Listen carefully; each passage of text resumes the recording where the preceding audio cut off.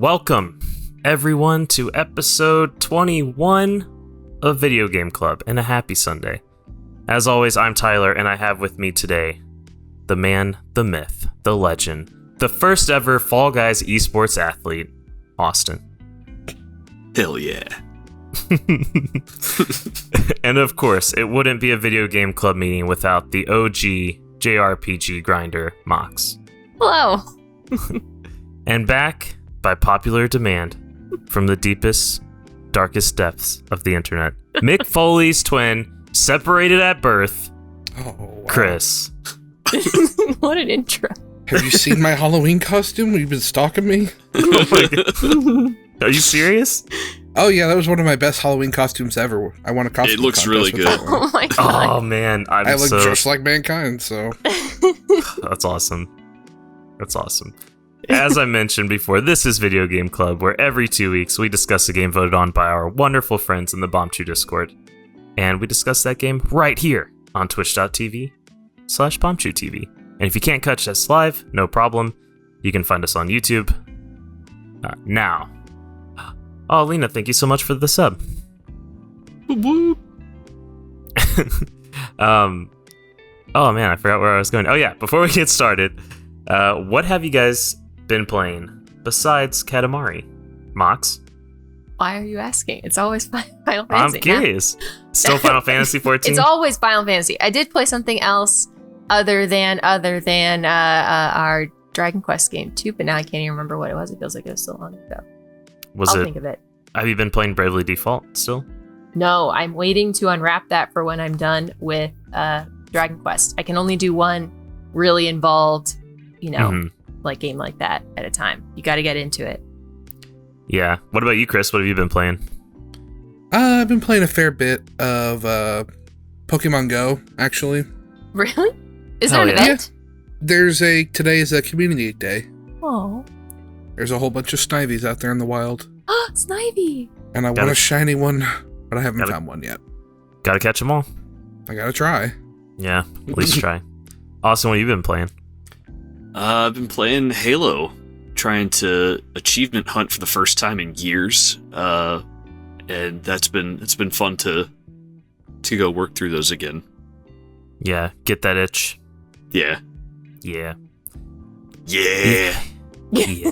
I've also been playing some Halo as well, and I've been playing this game called Rogue Heroes, which I was really excited for when it first came out, and then I kind of forgot about it, and then I remembered it last night, and I played it for like too long, like 6 hours in one sitting. It was insane. I remember what I was playing, Monster Hunter, the new Monster Hunter that you guys won't buy until it comes out on the PC. PC, baby! Yeah. Monster Hunter Rise. Yes. Nice. Yeah, so how is SideQuest going, Mox? I know me and Austin are done, but how are you doing? I just love talking to all the people and hearing all the stories and doing all the side quests and going to Tickington and doing those little things. I don't even know what they are. Bonus stories. Those like time warp things. This is the first Dragon Quest I've gotten really far on, so none of the stories make any sense to me. But I just love hearing everybody and talking to everybody, so I'm a little slow. I'm only just now going to the tree, but I think I'll catch up soon after I talk to everybody else on the way there. Yeah. You've got a good 2 weeks to focus on it purely, so I think you could do it. Okay. Yeah. You're going to be able to do it, I think, as well. Just love everybody. It's so nice in that game. They are really nice. Before we jump into Katamari, let's go over what the nominations were, and they were made by me. I suggested SteamWorld Dig, Katamari Damacy REROLL, and Yoku's Island Express. And before we jump into Katamari, if you wanted us to discuss another game from this list, then head over to the Bombchu Discord and make your voice heard on the next vote. Now let's get started. I'm very, very excited to talk about this game. So Katamari Damacy REROLL is a third-person puzzle action game. It's a remaster of the original game, which was released on PS2 in 2004, and it was developed and published by Bandai Namco. It was released on the PC and Switch on September 7th, 2018, and came later to Xbox and PS4 on November 20th, 2020. Now, what was going on in 2018 in North America?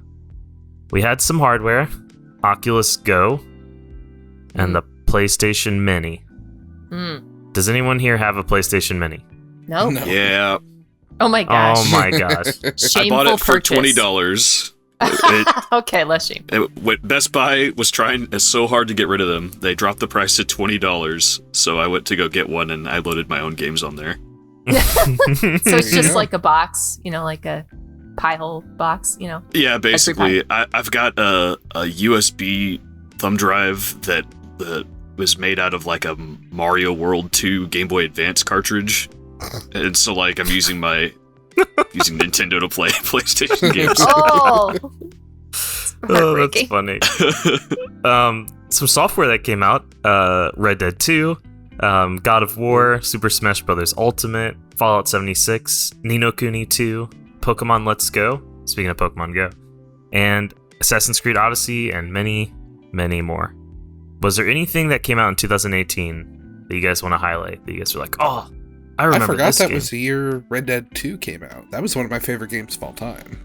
Wow. Whoa, really? Yes. Okay. I was a huge fan of the first Red Dead Redemption. And Yeah, Is it same. better? Yes, in every way. Yeah, I actually bought my Xbox One specifically so I could play Red Dead 2 as soon as it came out. Wow. And I was not disappointed. That's all. I would love to dive more into that because it's kind of like a bit of a divisive game. Mm-hmm. Yeah, I've heard some detractors, but for me, the game was perfect from start to end. That's Wow. awesome. That is Yeah. a huge thing to High say. praise from Chris. If you like what Yes. Chris plays, go play High Red Dead praise. Redemption 2. High praise from the I'm a darkest sucker. depths of the internet. I'm a sucker for anything with cowboys and Wild West, so that also helps. Yeah. And Katamari Damacy REROLL was made using the Unity engine as well. So let's dive into the history, which is going to be interesting. So because this is a remaster, we're actually going to be talking a lot about the original game quite a bit because this is I'll go more into like what happened with this remaster, but I think it's important for us to talk about how the original game was created because without that, this wouldn't even exist. So let's dive into Bandai Namco Entertainment. Psych, we're not going to talk about them because we probably need a full episode to talk about Bandai Namco. Yeah. They have so much history, so we're just going to jump into the game instead.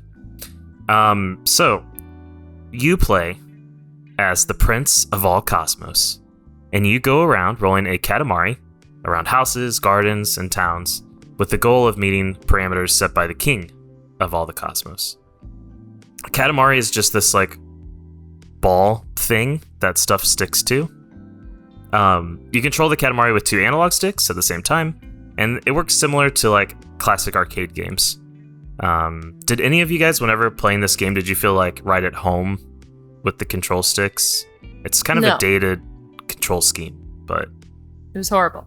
It took me a while to get used to. I've never been very good at the Katamari games, so the controls have always been kind of a problem for me. But about halfway through this one, it clicked and felt more natural. I still never felt like I was good. Right. When I first played this on PS2, it took me a lot of time to get used to the controls, and I never really felt like I got used to it. But I've played most of the games in the series at this point, so now it feels a little now it feels more natural. Although I think I played it with an Xbox controller, and I think this was really made with a PlayStation controller in mind, considering like you want to use your thumbs kind of symmetrically on the joysticks, having them lined up. Usually I don't like having the joysticks lined up like that, but I think it fits better for this game. Yeah, I can see that. Only objects smaller than the Katamari will stick to the Katamari when the player like comes in contact with them, and the game uses size, weight, and surface area of the object to decide if it's smaller. Collisions result in objects falling off of your Katamari, and depending on what objects you pick up, you'll roll differently as well. So like if you pick up like a really long skinny object and you try to roll, you'll be all wonky. As the Katamari grows, then the objects that caused problems before are now able to be gathered up, and you'll essentially go from gathering nails to buildings, basically. The game is separated into missions, where the king requests you to have the Katamari grow into a specific size under a specific time frame to make a star. And then there's also special missions based around constellations, where you have to collect specific items or get like the largest of a certain item. Each level features 2 secret items. I don't know if you guys went for these, but one of them is the Royal Present, which unlocks a cosmetic piece. And the other one is a cousin, but the cousin can only be found after you've beaten the game on the maps. Did you guys go for the presents at all? Well, of I did. course. Yeah, me too. It was nice when I found them, but I didn't go out of my way to try were to hard find any of them. Yeah, so that's just like a general overview of what Katamari Damacy is. We're going to go over the plot. We're not going to put on this spoilers tag because this plot is ridiculous and it doesn't matter at all to the game, but just tune out for like 2 minutes if you don't want the plot ruined for you. So All the plots at the very beginning of the game anyway. Yes. yeah, true. So in a drunken stupor, an eccentric godlike entity called the King of all Cosmos destroys all the stars, Earth's moon, and other such celestial bodies in the universe, except for the Earth itself. Despite acknowledging his mistake, the king changes his 5-centimeter tall son, the prince, to charges his 5-centimeter tall son, the prince, to go to Earth with a Katamari, a magical ball that allows anything smaller than it to stick to it and make it grow, and collect enough materials for him to create the stars and the moon.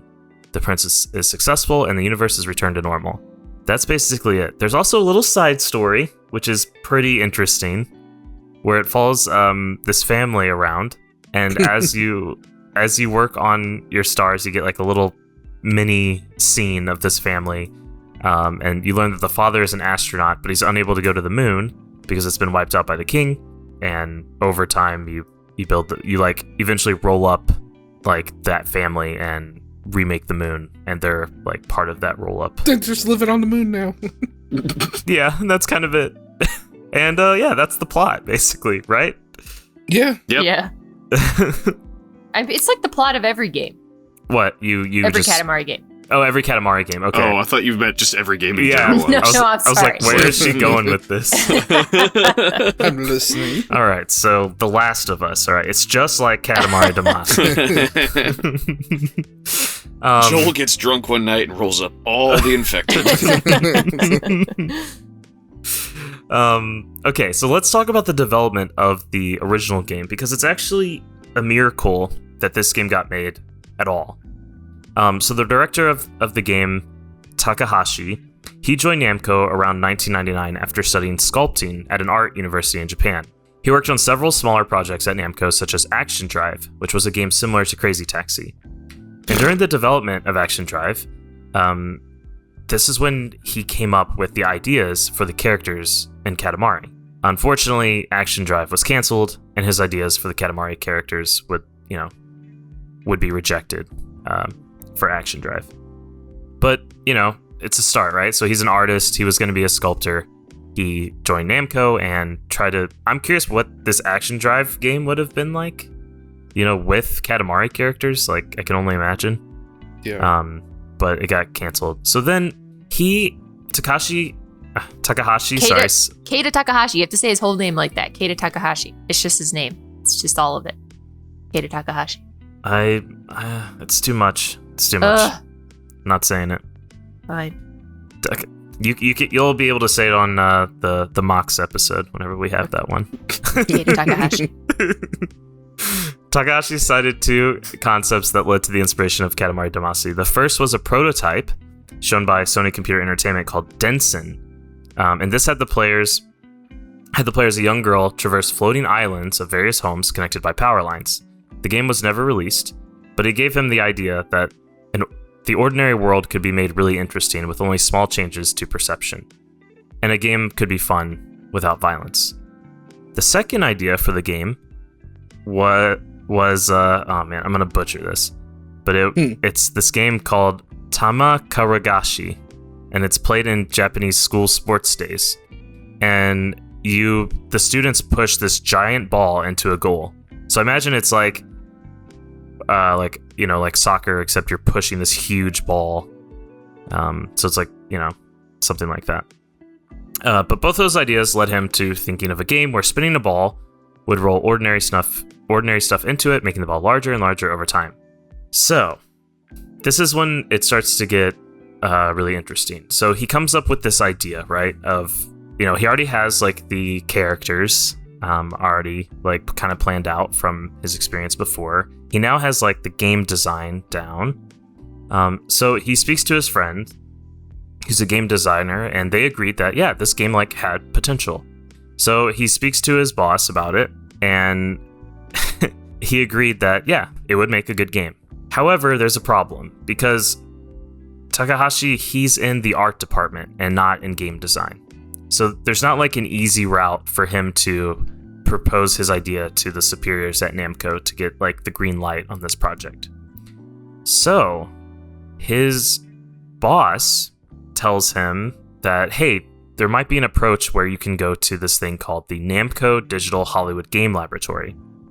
So at the time, Namco had been following in the same model that Konami had been using in 1997, which was that Konami established the Konami Computer Entertainment School to help educate new game developers that were eventually hired in Konami. And several of the experimental ideas founded by that school would become products, and they would be highly successful, such as like Beatmania, Guitar Freaks, Dance Dance Revolution, for example, would come from that school. So Konami essentially had a whole school just dedicated like, oh, you want to make games for us? You first have to go to like our specific school. And Namco was doing the same. So he went on this like similar path. He went to the school that Namco had, pitched his idea, and he was able to get a prototype made by talking with students and trying and basically like pitching his idea as like a thesis for them. And like he gained like a ton of like visual design artists and stuff like that, but he couldn't get engineers like to work on it, game development engineers. However, and this I think is the reason why the controls are the way they are, Namco laid off some engineers at the arcade division. And so he was able to convince 3 of them to join his team to retain their job at Namco by getting some developers from the arcade division. So already you can see like if that layoff wouldn't have happened, like maybe this game wouldn't even have happened at all because the prototype wouldn't have been finished. Anyway, so they started developing their prototype, and they faced a problem, which was the PlayStation 2. So at the time the project started, Sony had just announced the specifications for the PlayStation 2, which was built from the ground up to support 3D graphics via the Emotion engine. However, Sony had not provided any updated software dev kits, and they just like somehow believed that people would just be able to figure it out, like it would just be so easy. And as a result, the console was difficult to develop for at its launch, the PlayStation 2 was. And of course, that would become a lot easier with the PlayStation 2 having tons of games released for it, but at the beginning. In contrast to that, Nintendo had recently announced the GameCube, and that it would provide more developer-friendly features, in contrast to their previous system, the Nintendo 64. So they decided to develop their prototype for the GameCube, even though the anticipation was that they anticipated that the game would actually be released on PlayStation 2. But the prototype was actually made on GameCube. Little fun fact for you. So they made the prototype, of course, and the ball rolling over stuff, getting bigger, and if you collided into things, it would get smaller. They wanted to tie it to like an interactive music track, which would have started off really simple whenever you had like a small ball, and then as it got larger, the music would get more complex or like more higher tempo or whatnot. However, it was very hard to do this mechanic due to memory limitations, and it was also like not very fun whenever they were like started doing some of it to hear the music like regress basically to a simpler form, and so it was cut from the prototype. The prototype was completed within about 6 months, and it was shown off at a Japan Media Arts Festival.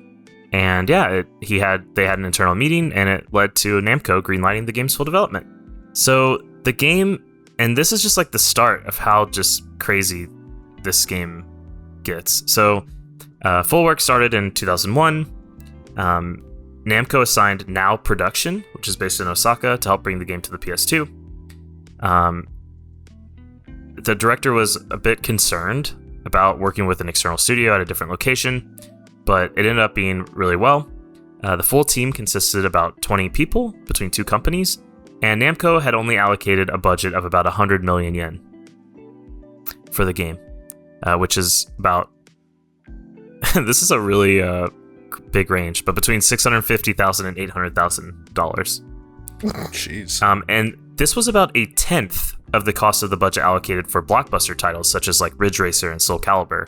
So that's, just how much love they were giving this game. Not very much. Yep.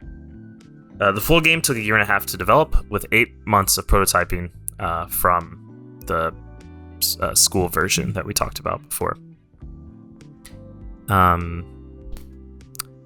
And at one point during the development, Takahashi proactively ignored advice from Namco to increase the complexity of the game, because he was aiming for 4 points when developing this game: novelty, ease of understanding, enjoyment, and humor. And when Namco came to him and he was like, "Oh, we need this game to be like more complex, it needs to have more," he was just like, no. And he just ignored them. So, I mean, Namco made Pac-Man. You'd think they would understand the appeal of something a little bit simplistic. I think those people were either long gone or in positions yeah. For sure. But they've also leaned on Pac-Man so hard for years. I don't know. Yeah. I feel like they could get a clue. Yeah. Yeah. Seriously.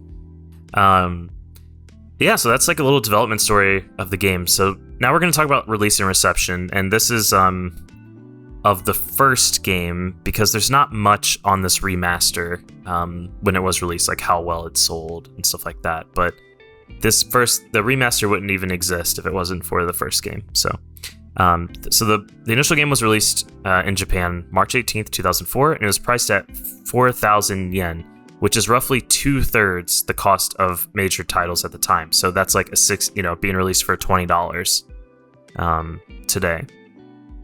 Oh, sorry, roughly 2/3, $40. Namco has estimated that the game would sell over. They estimated that it would sell over 500,000 units in Japan when its first year. It didn't do that, but it was one of the top 10 games sold in Japan through its first 9 weeks on the market, and it sold more than 100,000 units during that period. And it was considered quite impressive for new IP. So why did Namco have this like crazy high expectation for this game? I have no idea. It seems a bit unrealistic. And they were still it's still considered, impressive that it sold as much as it did and it stayed on the charts. So, of course, the public reaction to the game was positive enough that Namco ordered a sequel, which, the game has had many other releases, many sequels. By July 2004, Namco officially announced that the game's release, it would be released in North America in September of the same year. The game was never officially released in Europe, though, which is pretty interesting, I think. Yeah, it never came to Europe. I don't know. I guess they just didn't think it would be... Oh, they said that it was too quirky for these markets. Europe and Australia, actually. Never came to Australia. However, the sequels, and this is like really bizarre, Electronic Arts published them for Europe. We Love Katamari and Me and My Katamari. Of all publishers, Electronic Arts, EA known for sports games, it's ridiculous. Most retailers underestimated the demand for this game, and they only purchased a few copies. And it was a sleeper hit and sold out nationwide. It surpassed 120,000 units in North America. So it was considered quite a success. I remember when the game came out, me and my friends tried to get a copy for PS2 and could not find one, and we looked for months. And just never... Wow, really? Nobody had heard of the game, or like you said, the 1 or 2 copies they bought had sold out already. Yeah. I think, Austin, you were talking with me a bit about this yesterday, how sometimes for games like this, if you don't pre-order one, they won't even get it. Yeah, they might order 1 or 2 copies, but if people a lot of times they'll just order however many people pre-ordered at that store, and because it's just such a small game with, like, I think you had told me yesterday that there was no marketing for this game Correct. in America, right? So there was like, yeah, no marketing. However, the game was like shown on G4 and on XPlay and Tech TV at the time. Mm-hmm. That was how I found out about it. And- just seeing, I think I was the same. And Yeah. that was like one of the reasons that people believe that it like got hyped in the US, because it had this like kind of that channel was like becoming quite large in North America, and then you know, it's a pretty like, you could see how it could be like kind of a viral game. Like, oh, I saw this game where you roll up a bunch of random stuff, you know. But yeah, it didn't have like, Namco didn't like market it in the US. They didn't, you know, there wasn't any TV ads or like banner ads or anything like that. The game was received quite well at the time. Some of the positive things, people said like, oh, it's unusual and original. It's very innovative, has really good music, good humor. There was some people that weren't big fans of it, and their main concern was that it was repetitive or pretty short of a game. And like I said before, several sequels were made to this game, and a high-definition remaster of the game was made using the Unity game engine, and that's the game that we played, Katamari Damacy REROLL.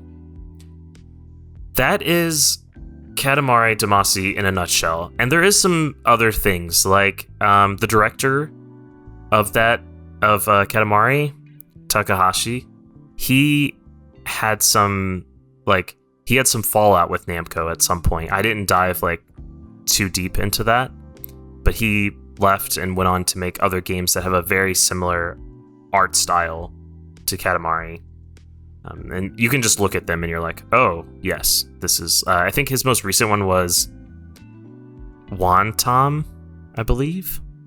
I don't know. Did you guys play that? Mm-mm. No. Okay. No, I didn't.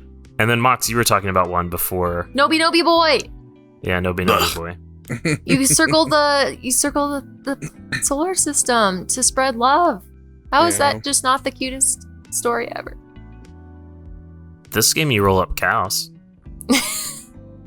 Yeah, I think this game wins. But yeah, that's Katamari. I don't know. Was there anything you guys wanted to add, or anything that Chris?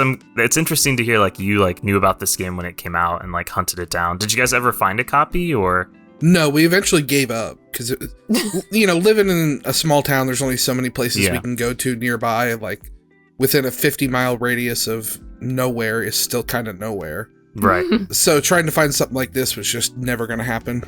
I was talking with my cousin last night, and he told me, and I told him like we were going to talk about this game. He told me he bought the first one, not even owning a PS2. He saw it he saw the box art, and he was like, I don't know what this is, but I need this. It looks ridiculous. The box art is so great for it. And he bought it. Very unique. And then he like went to his friend's house and beat it. But it just like had that, you know, it's just one of those games where you're just like, what is this? I did that. It's like on the level of Phalanx for Super Nintendo, if you've ever seen that box art. It's like a space shooter, but the box art for it is like an old man, like an old farmer with a banjo. Like an actual picture of a man. Like, it's just very, very odd. All right, so let's get into our personal takes. Mox, I want to start with you, but I also want to ask you, like, did you play this when it first came out? No, I did not. Okay. I only got into Katamari with Katamari Forever on the PS3, which was fantastic, and to which I compared this game, and this game did not measure up. But that game was amazing. That, you know, they had a bunch of remixes, and they upgraded the graphics even more than it was like a remaster of a remaster, which had upgraded the graphics anyway. And they had a bunch of different, like, you could change the way the game looked or the way you drove the Katamari, all you know, a bunch of different ways. You could change the music and levels, blah, blah, blah. In this game, I don't know why they even call it like a remaster when you can't, there's nothing new added. It's just the old game. I guess they added what is it called? Like, you play against a 2-player. That's it, just a second player. But I don't know. I missed all the fancy stuff that Katamari Forever added. I felt like they went backwards a little bit. and we were talking a little bit before the stream, like in the old game, well, in every game after this game, which is weird temporally because this game is the latest game, but this game, remake of the first game, and all the games that came after it, if you don't like the star that you made, you can re-roll the level, and you get to destroy your old star, and that makes stardust, which in this game just makes this night sky look a little bit, polka dottier. But in the old games, that stardust did something, and now in this game, it just doesn't do anything. And they could have added that feature in because it's a remake, but they didn't. What did the stardust do? Well, so every other game has a level that takes place in the cosmos, so you could, so your stardust was there. It lived in that level. And along with all the planets that you had made yes. as well. So at the end, you would roll that into a ball, basically? Yeah. I think you made a black hole. Okay. Is that right? I don't know. It depends on which game. Okay. I think in one you make the sun. I think in another you make a black hole. Yeah. But I like always the credits level, which is like rolling up all the countries. Mhm. But in Katamari Forever, for example, that level is the last level, which is you start on planet Earth, rather large. You roll up the countries. Well, you roll up like geographical features and then the countries, and then you grow big enough that you get teleported to, like, instead of being on the outside of a ball, you're on the inside of a sphere rolling up the cosmos, which is cool. But I feel like this didn't have that nice, cool, denouement build up, and then it's like, everything's, amazing at the pinnacle. This just kind of like, oh, good job, you fixed it. That's it. But this game did have the level where you were making, I forget what it was, Gemini or something. And there's bananas, and as you roll up bananas, the king of all cosmos talks to you and says, nah, every time you roll up a banana. So that was pretty cool. I didn't know that the credits scene was it's like in every single one, like you roll up the countries. I didn't know that. I think you roll up the countries in every game, but it wasn't the credit scene in Forever, but it was. Like, oh yeah, okay. But I always like the Katamari Forever, theme of, like seeing different cultures or whatever, and the king of all cosmos is always talking to you about different countries and stuff, and being weird and invasive and creepy. Yeah. So, what would you give this remaster, having played the other ones? Like, what would you put this on your 10-point scale? Honestly, like a 4 out of 10. I just wish they would have done more with the remaster. Wow. I know, they could have done so much more, and they just didn't. Why? Yeah. So sad. Austin. Also, it was really hard to control. Hold on, it was really hard to control on the Switch. I played handheld on the Switch, so with the Joy-Con attached on the sides. Really bad. Do not play it that way. I think we talked about earlier, it's made to be played on a full controller thingy. Okay, that's it. Okay. Austin, what about you? So I have played most of the games in the series. I did not play Katamari Forever, but I did play the game it was based on, which was Beautiful Katamari on the 360. I love the series, and there's a reason I've played each one as they've come out, but I was a little baffled as to why they remastered the first game, because it's obviously kind of the most basic of all of them. It's a great game. I'm glad it came out. And it's great to have a Katamari game that's available on all modern platforms. I don't think this was the right one to pick. I think they should have either remastered one of the last games that they did, or maybe done a best of kind of situation, where they take different levels from different games in the series and maybe tweak them a little bit or something like that. I don't know. Or just a new game. That would have been cool too. I would have been great with that. But the first game is not a game I've ever looked back at man, I really want to go back and replay that. If you've never played a Katamari game, this is not a bad one to play. Although, there are better ones out there. But if you've ever played any of the later ones in the series, then it's just, this one's kind of disappointing. At least for me. The controls worked well for me, but I've been used to the series for a while. Graphically, everything went fine. The gameplay runs at 30 FPS, but certain things run at a higher frame rate. which is a little off-putting. I also had, I don't know if this was in the original game or not, but if I ever got trapped between two objects, like stuck, all of a sudden things would just start flying off my Katamari. I had that. Which was really frustrating. Times. Yeah, that was really annoying. I did not like that. Same. Music is really good. This has such an amazing soundtrack. If I had to give it a score, like the original game for when it came out, loved it. That would have been, but as a remaster and a game coming out right now, and knowing the rest of the series, I'd probably give it like a 6 out of 10. Yeah. Like it was fun, but like I bought this a while ago. I made it halfway through and was just like, why did they remaster this one? And I quit playing. I didn't actually want to go finish it out. And it's not a very long game. I only finished it because we were suddenly doing it for Game Club. Otherwise, I would have just stopped. Do you remember why you bought it in the first place? Because I love Katamari, and it was on sale, and I had been kind of waiting to get it until it was on sale. But even then, I mean, it's nice to have on a modern platform. Yeah. But at the same time, that was very disappointing. Not having a reason to make your planets bigger, not having a reason to make Stardust, were all kind of painful. Although it was nice not to have to play some of the more annoying levels. Like there are levels where you have to pick up the biggest cow you can find or anything like that, or a bear.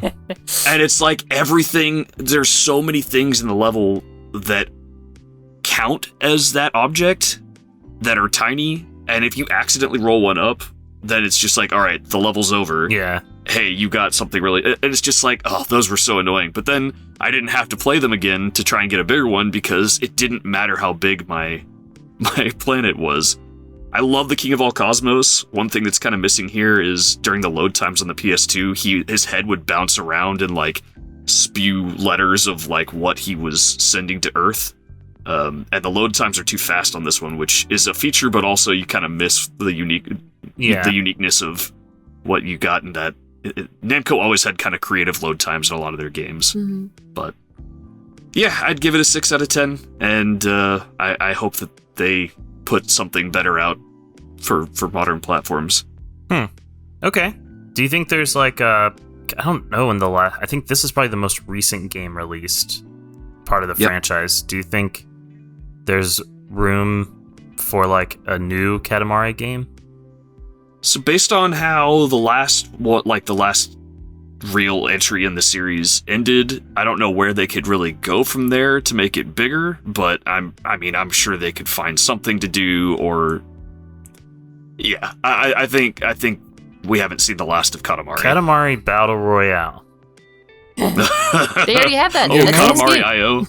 They have that already?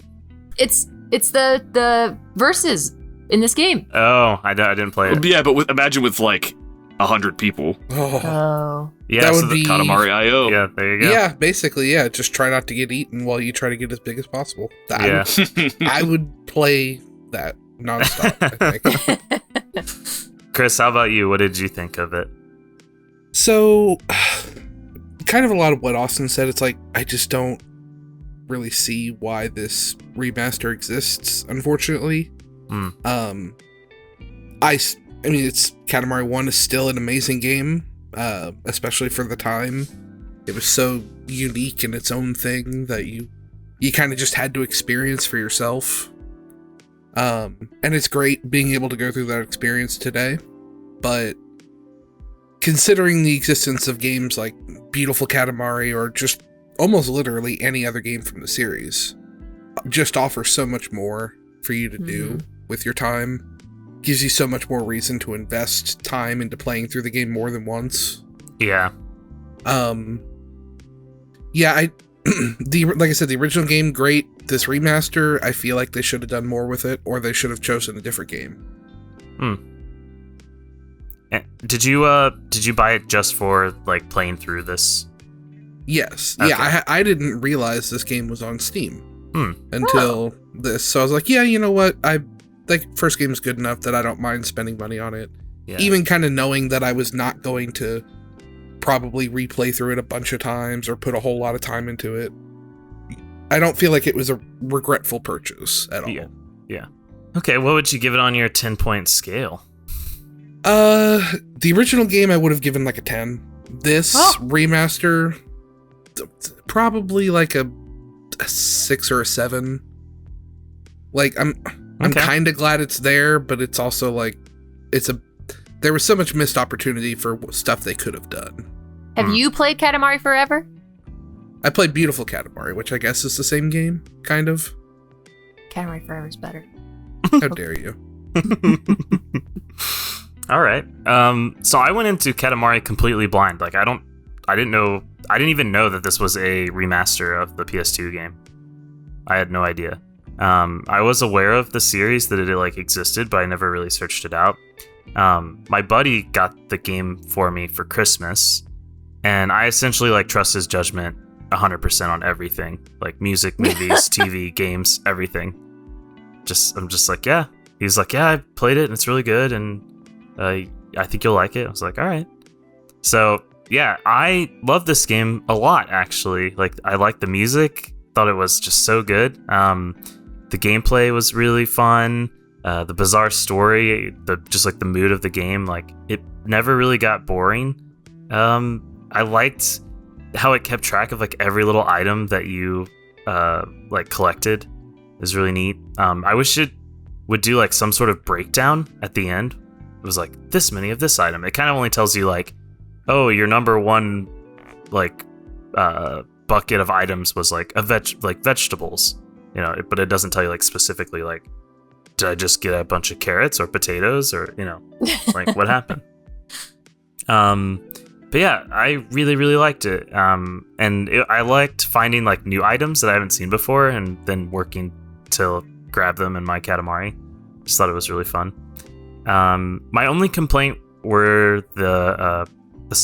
like the same stuff that Austin was talking about, where like the physics would be a bit wonky and like you would get stuck somewhere and then just tons of items would just fall off your Katamari, and you would have to either like retry that level if it was really bad, or like, you know, it would just like be like a real setback on that specific level. The controls took a while to get used to for me, and I never really got the little wind-up boost down. You guys know what I'm talking about? Oh, where you like I know what you're talking dash about. the sticks back and forth and then do the... Yeah, like I could never do it right, and I didn't really need to do it, so that was kind of nice. But most of the time it's kind of a danger to you anyways. It ends up usually knocking you into something that breaks a bunch of stuff on your Katamari. But the other thing is like the levels are kind of like the same with different items, especially towards the end. And that was kind of like lame. I wish it would have been like really different. But besides that, like I really, really liked it, and I never played the first one. So to me, like, and I never played any other of them, like any other game. So for me, this would be an easy 8. Like, great game, super fun. Definitely some frustrating moments. It was a little short, but overall, like, I feel like everyone, if you haven't ever played a Katamari game, I think this is a really good one to start with. In my opinion, not knowing the other ones, at least. So take it with a grain of salt. I want to lend you my PS3 so you can play Katamari Forever. Or you could just play Beautiful Katamari since you have a 360, an Xbox One, and an Xbox Series X. Yeah, I do got all them things. I could. We'll see. Maybe. I might go for the 100%. Might go for all them trophies. Oh God. I don't know. We'll see. But good luck. I really, really liked it. All right, that was Katamari Damacy. So our next game, it's not like a normal stream in 2 weeks. We're gonna be talking about Dragon Quest XI. Finally, the game that we've been playing for, I don't even like how many weeks, Austin? It was like 10 or 12 weeks, I think, total. Yeah. No, really? Oh Yeah. no. Yeah, it's a long time. We're finally going to talk about it, and that episode's going to be a little bit different, I think, because it's a much longer game, and there's a huge chunk of story, and so the whole thing might just be like full-on spoilers and just like our review as we kind of go along. And I have some little fun questions prepped as well that I'm really excited to ask everybody. But yeah, and also during the past 2 weeks, we submitted a vote in Discord for our next side quest game, and it was between Wind Waker HD, Nier Automata, and Ghost of Tsushima, and it looks like it's going to be Nier Automata. So that will be the Yay! next. Yay! So that will be. I didn't play that one. So, Chris, you're going to join us? Yes. Sweet. Yay! I will make that commitment now. But Oh, yes. Awesome. big commitment. It's on stream, so no takebacks. Yeah. But yeah, it's gonna be Nier Verbal Automata. I'm very excited to check it out. You can get started early if you want. There's multiple ways to play this game. It's on Game Pass on PC, and in fact, the Game Pass PC version is the preferred PC version. I'm pretty sure. There's a lot of hate. If you check out the Steam page, there's a lot of hate on it right now because there's some issues that they didn't fix that are fixed in the Xbox Game Pass for PC version. So, Well, some heads up there if you intend on playing on PC. If not, it's on Xbox and PlayStation as well. So, go nuts. Yeah, I'm gonna play it on Steam anyway. me too. Or be a rebel. Yeah. Do you? Yeah, and then after next week's stream, we'll be back on our regular scheduled programming, and we'll have a vote in the Discord coming up here, so be on the lookout for that. As always, thank you everyone so much for joining. Thank you, Toby, for all the great comments in the Twitch chat. I really appreciate that. Yeah, and just as a reminder, you can catch us here on twitch.tv, Bombchu TV, every 2 weeks at 2 Eastern, with the next stream, the side quest stream, being on April 25th. And if you can't make the live session, don't worry. It will be put up on YouTube to check out as well.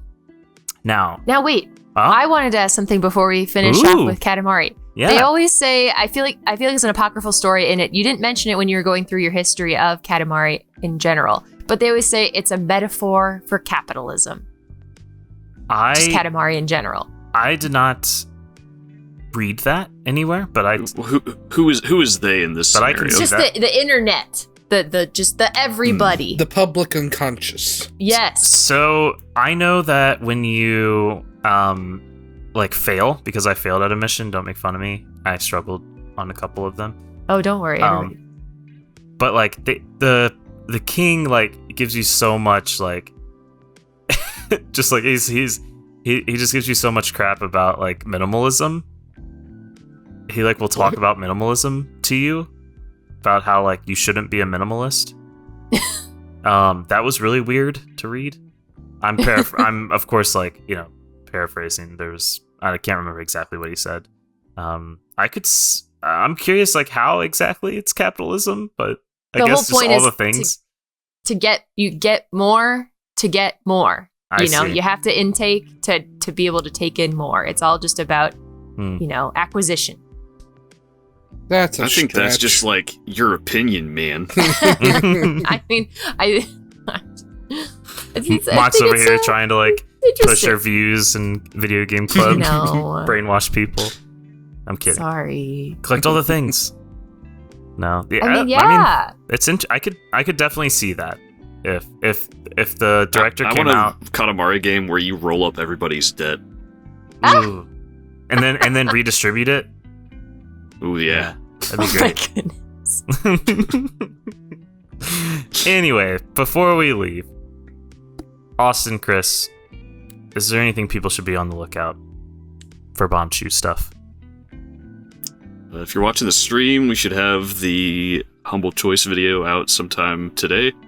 If you are watching on YouTube, that's probably already come out by So now. go check it out. And if it hasn't, then we might be dead. Oh, no. Something has gone horribly wrong. Please, Yep. please send for help. We lost all the footage. Oh no. Mox, is there yeah. anything you want to plug? No. Just I'm excited for Nier Automata. Ooh, all right. Yeah, I am too. Yeah. Yeah, same. Austin, thank you so much for joining. Thanks for Of having course, Mox, thank you. Thank you. And Chris, thank you for joining as well. It was a pleasure as always. I'm Tyler, and this was Video Game Club, episode 21, Katamari Damacy Reroll. And we are out. I'd like to give a special shout out to Michael Slater, Blake Harms, and all of our patrons over on Patreon. Thank you, and thank everyone for watching.